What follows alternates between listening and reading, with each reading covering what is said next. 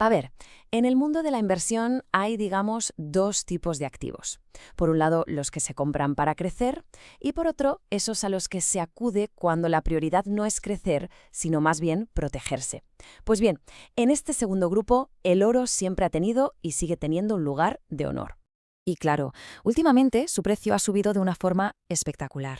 Un aumento de más del 80% en el último año es una de esas cifras que, lógicamente, hace que todo el mundo vuelva a hablar de él. Y esto, claro, nos lleva a la pregunta del millón. Cuando algo sube con esta fuerza, ¿estamos viendo una reacción lógica de inversores que buscan un puerto seguro?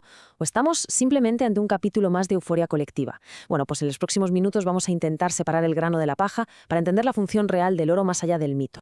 Muy bien, pues vamos a meternos en faena para comprender por qué el oro ha sobrevivido a tantísimos ciclos económicos a lo largo de la historia. Lo primero es entender qué lo hace tan especial. Y no es solo por tradición o porque brille, ¿eh?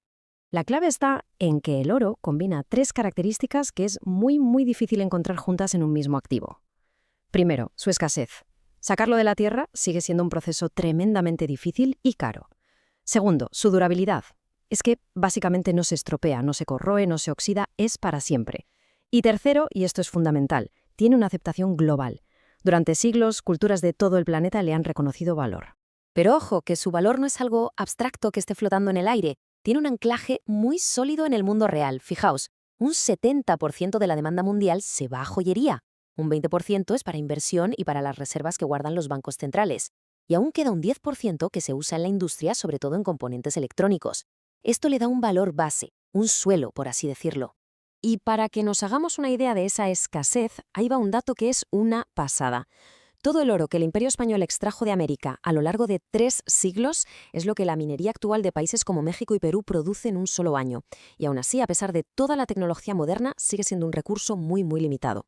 Vale, entonces, ¿cómo se traduce todo esto en su función más famosa? La de ser un activo refugio, un ancla en la tormenta. ¿Pero qué significa eso exactamente? Pues mira, un activo refugio es, para que nos entendamos, ese sitio al que el dinero tiende a ir cuando las cosas se ponen feas. Esto no quiere decir que nunca baje de precio, cuidado. Significa que en momentos de mucha desconfianza se percibe como una reserva de valor más fiable que otras alternativas. Históricamente, el oro tiende a brillar especialmente en 3 escenarios. El primero, periodos de inflación alta. Si el dinero de cada día vale menos, es normal buscar activos que no se puedan imprimir sin límite.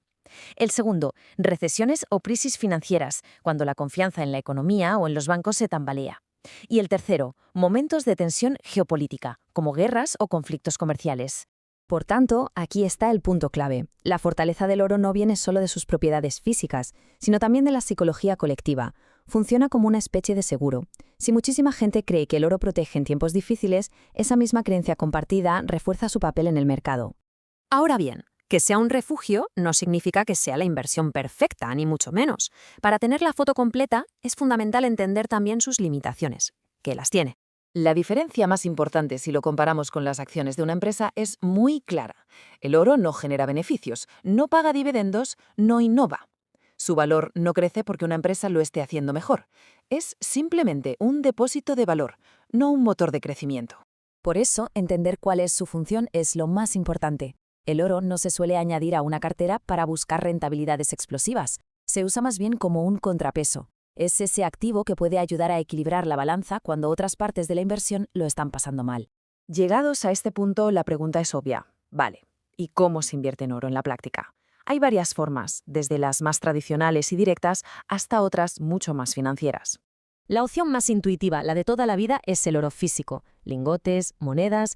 Luego están los ETFs, que son fondos cotizados que replican el precio del oro y son muy fáciles de comprar y vender.